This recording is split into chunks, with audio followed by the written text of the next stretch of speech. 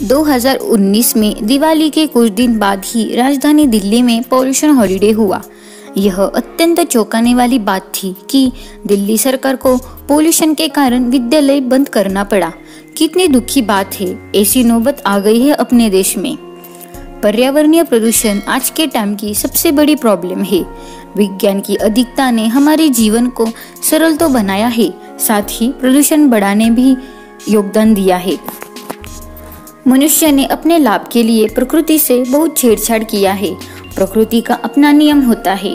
सभी जीव जंतु उसी नियम के हिसाब से अपना अपना जीवन चक्र चलाते हैं, किंतु हम मनुष्यों ने इससे पर्याप्त छेड़छाड़ किया है, जिससे प्रकृति का संतुलन बिगड़ गया है। प्रदूषण के मुख्य कारण: वनों की कटाई। बढ़ती जनसंख्या भी एक महत्वपूर्ण कारण है, जिस कारण लगातार वनों को काटा गया है। पर्यावरण प्रदूषण के पीछे सबसे बड़े कारणों में से एक निर्वनीकरण है। वृक्ष ही वातावरण को शुद्ध करते हैं। वनोन्मूलन के कारण ही वातावरण में ग्रीन हाउस गैसों की अधिकता होते जा रही है, जिसके दुष्परिणाम ग्लोबल वार्मिंग के रूप में प्रकट हो रही है, क्योंकि पेड़ ही पर्यावरण में मौजूद कार्बन डाइऑक्साइड को अवशोषित करते हैं और ऑक्सीजन का उत्सर्जन करते हैं। उद्योग धंधे। भोपाल गैस त्रासदी अमेरिकी कंपनी यूनियन कार्बाइड कारखाने में कीटनाशक रसायन को बनाने के लिए मिग गैस का उत्पादन होता है।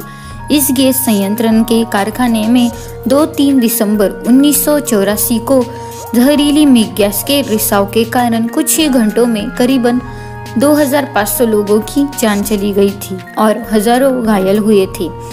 हजारों जानवरों को भी मृत्यु हो गई थी। इसी घटना को भोपाल गैस त्रासदी के नाम से जाना जाता है। इस घटना की चर्चा यहाँ इसलिए की क्योंकि यह औद्योगिकरण के कारण हुए प्रदूषण का उदाहरण है। इतना ही नहीं, 6 से 9 अगस्त 1945 में जापान के हिरोशिमा और नागासाकी में किए गए एटॉमिक बम अटैक के कारण हुए भयंकर परिणाम से पूरी दुनिया वाकिफ है।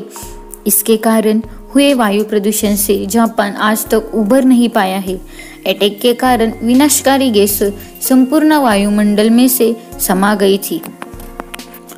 वैज्ञानिकों की माने तो औद्योगिकरण के नाम पर बीते 100 सालों में 36 साल तक कार्बन डाइऑक्साइड वायुमंडल में छोड़ी गई है, जिस कारण हमारी पृथ्वी का तापमान बढ़ा है।